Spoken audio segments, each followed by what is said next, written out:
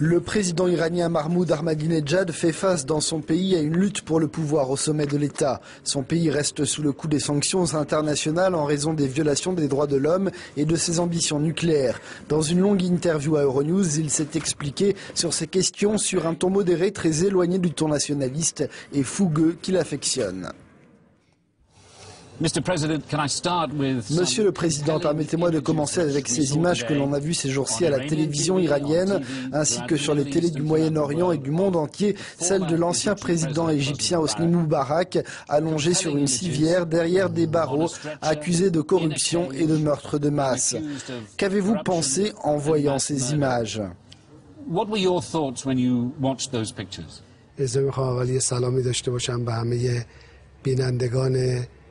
Il est regrettable que des dirigeants aient de si mauvaises relations avec leur peuple et qu'ils finissent de cette manière. Il est regrettable que des peuples soient obligés de traduire leurs dirigeants en justice pour obtenir un certain niveau de liberté. J'espère que la manière de diriger le monde va changer et qu'à l'avenir, les leaders politiques seront issus du peuple, qu'ils travailleront pour et avec le peuple. Cela devrait permettre d'éviter de nouveaux affrontements.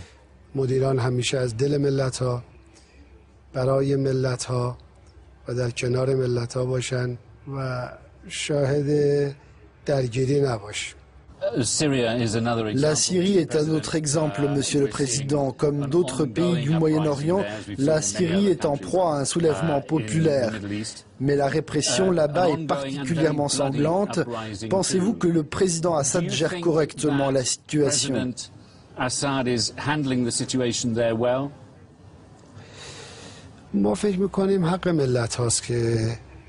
Nous pensons que les peuples ont le droit d'avoir leur liberté. Ils devraient pouvoir être libres de choisir et d'avoir une justice. Mais en même temps, nous estimons que le Moyen-Orient est capable de gérer seul ses propres problèmes. Il n'a pas besoin de l'ingérence d'autres pays. La plupart des problèmes auxquels nous assistons depuis de nombreuses années dans le monde sont liés à l'ingérence étrangère. اگر جایی مشکلاتی پیش میاد بر ریشه هاش رو در روابط تاریخی گذشته جستجو کرد.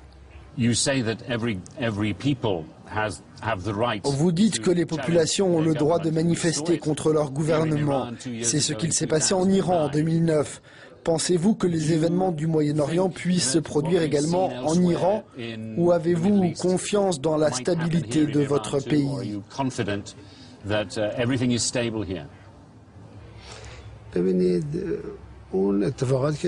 Ce qu'il s'est passé en Iran n'a rien à voir avec ce qu'il se passe aujourd'hui dans d'autres nations. Notre pays a organisé des élections totalement libres.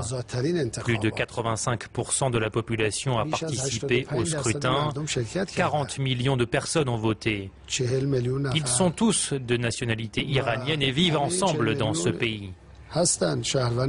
Cependant, il est normal que la police et la justice interviennent quand des individus attaquent des bâtiments ou des voitures ou s'en prennent à d'autres individus. Tous les pays interdisent ces actes de violence. Comme vous l'avez souligné, il y a eu des élections en Iran. Mais une partie de la population a contesté les résultats. Ces gens avaient-ils le droit de le faire ? En Iran, la loi permet d'exprimer une objection. Il y a des moyens légaux pour protester.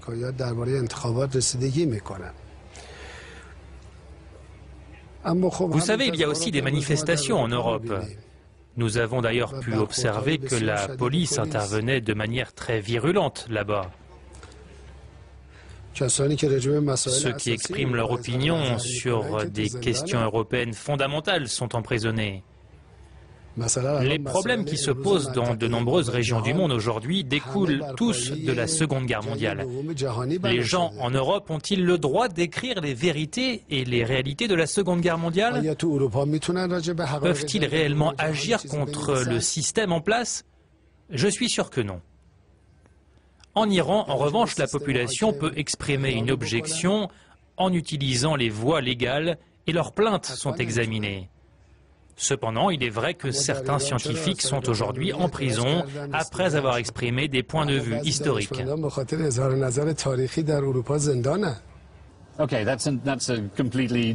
C'est un point complètement différent.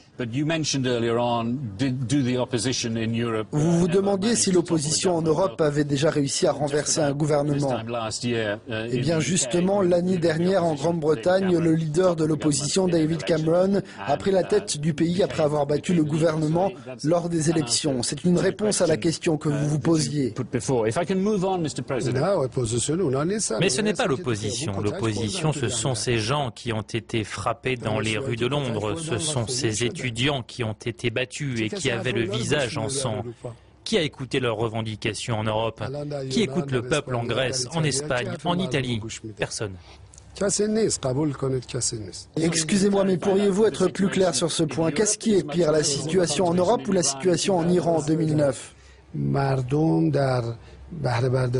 En Europe, la majorité des peuples sont pénalisés pour des problèmes qu'ils n'ont pas causés. Ce ne sont pas eux qui choisissent les mesures politiques et économiques. Ils ne profitent même pas des bénéfices économiques. Ils ne font que payer le prix. Et quand ils protestent, ils subissent des violences. Les peuples européens ont voulu protester contre cela. Je pense qu'il faudrait essayer de trouver l'origine du problème et le résoudre.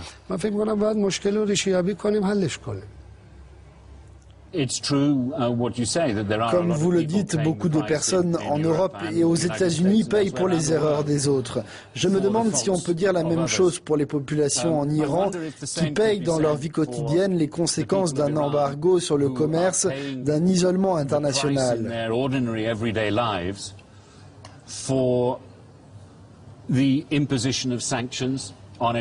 Vous êtes en froid diplomatique avec de nombreux pays, pas tous, mais avec beaucoup.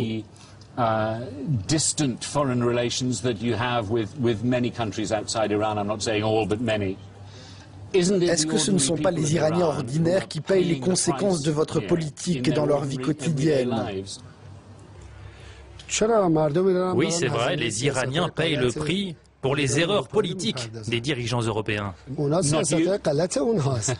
Et pas pour les vôtres, Monsieur le Président? Ce sont les erreurs des dirigeants européens. Nous n'avons commis aucune erreur.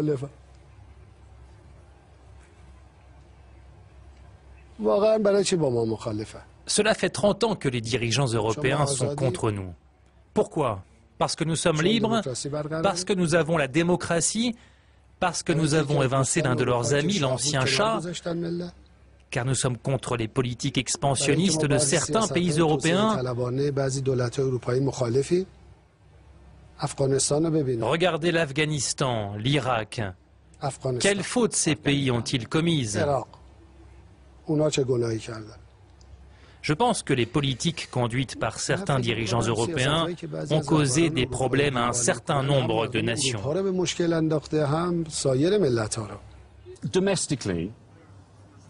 Quelle est votre position aujourd'hui avant d'entamer la deuxième moitié de votre second mandat présidentiel? Pensez-vous être en position de force en Iran? Nous faisons notre travail. Nous utilisons chaque minute pour servir les gens. Il semble pourtant que le fossé se creuse entre vous et le Parlement. C'est l'impression que l'on a de l'extérieur. Il semble y avoir un fossé grandissant entre vous et le guide suprême. Votre position est-elle affaiblie? Dans une société libre, ce sont des choses qui arrivent.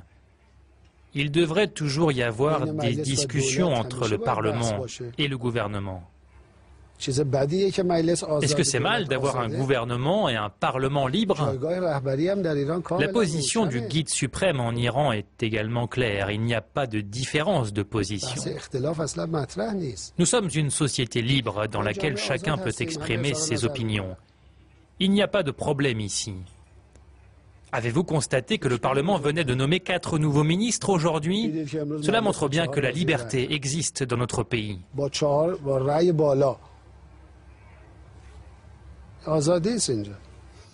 Mais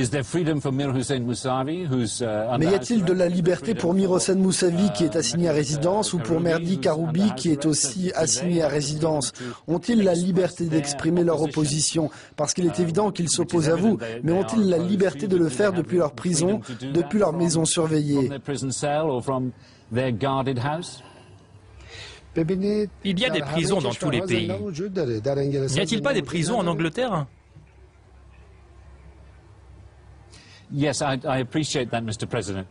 Oui, Monsieur le Président, mais je parle des prisons de votre pays où messieurs Karoubi et Mousavi sont détenus en ce moment.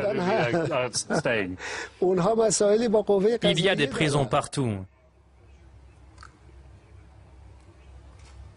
C'est une question qui concerne le pouvoir judiciaire. La justice en Iran est indépendante. Et je n'ai pas le droit d'interférer dans les affaires judiciaires. Il y a des règles en vertu desquelles les gens peuvent interagir avec le système judiciaire. Si vous voulez mon avis, je rêverais qu'il n'y ait aucun prisonnier dans le monde. Y compris ici en Iran? Partout dans le monde, y compris à Abu Ghraib et dans toutes les prisons secrètes d'Europe.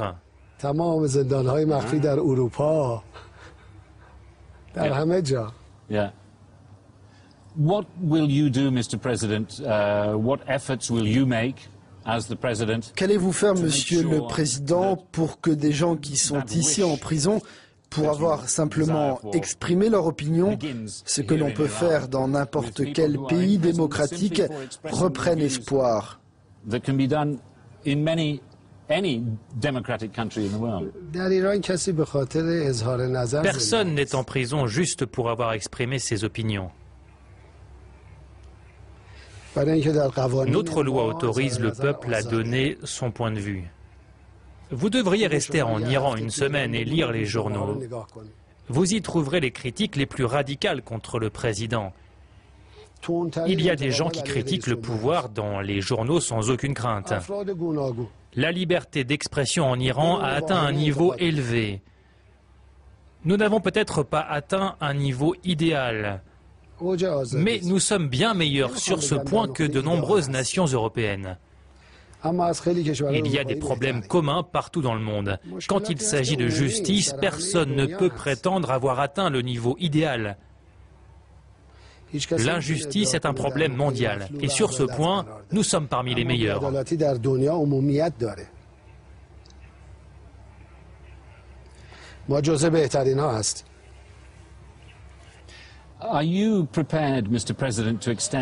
Êtes-vous prêt à tendre une main amicale dans un futur proche aux États-Unis, un pays avec lequel vous n'avez pas de relations diplomatiques depuis 30 ans? N'oublions pas que c'est la première économie mondiale et que l'Iran pourrait profiter d'un rapprochement.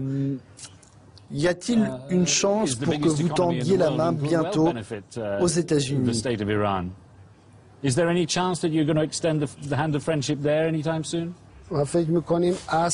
Nous croyons qu'il devrait y avoir des relations amicales au niveau international.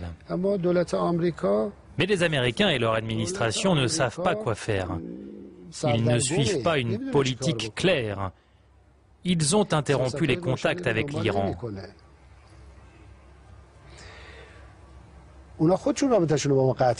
Les Américains pensaient qu'en stoppant les relations diplomatiques, notre pays serait détruit. 31 années ont passé et nous sommes encore là.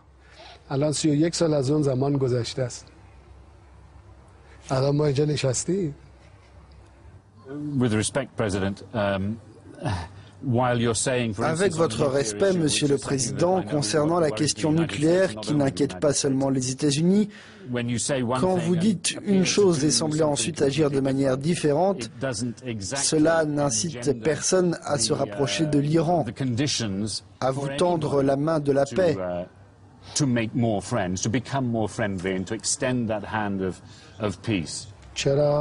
Pourquoi? Qu'avons-nous fait de mal? Eh bien, concernant le programme nucléaire, vous dites, et je n'ai aucune raison de ne pas vous croire, l'activité nucléaire est-elle interdite?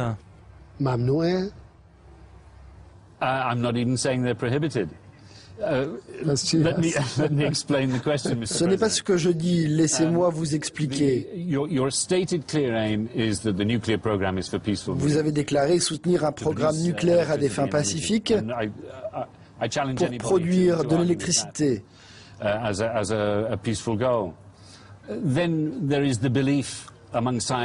Cependant, des scientifiques occidentaux pensent que vous êtes en train d'enrichir l'uranium à un niveau important qui n'a rien à voir avec de la production d'énergie.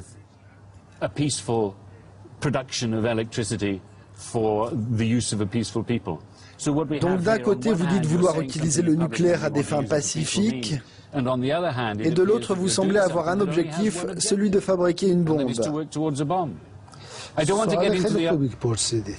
Vous posez une très bonne question. J'ai senti que vous étiez très sincère. Laissez-moi vous expliquer. Tout d'abord, ceux qui prétendent que nous nous orientons vers des activités militaires ne sont pas des scientifiques, ce sont des politiciens occidentaux. Rappelez-vous ce que je vous disais précédemment sur l'hostilité occidentale vis-à-vis de l'Iran. Quand nous déclarons que nous n'avons pas l'intention de fabriquer une bombe, nous sommes honnêtes et sincères. Nous pensons que ceux qui cherchent à en fabriquer une sont complètement fous.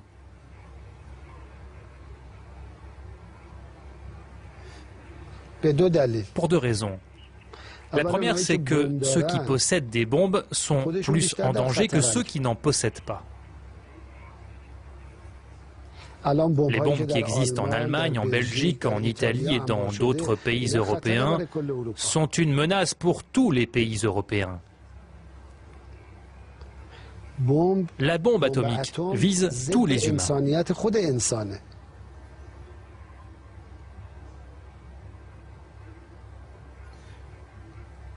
Le deuxième point, c'est que la bombe atomique est inutile et inefficace.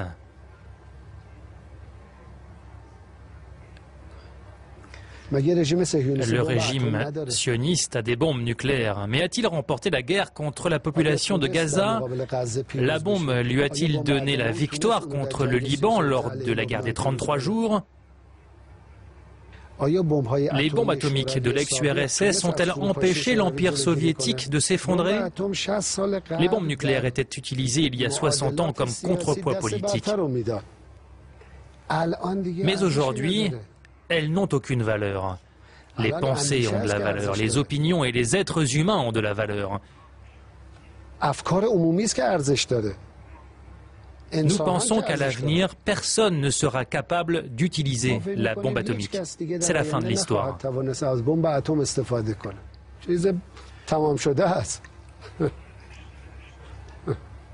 Mr. President, thank you very much indeed. I hand you back to the Euronews headquarters.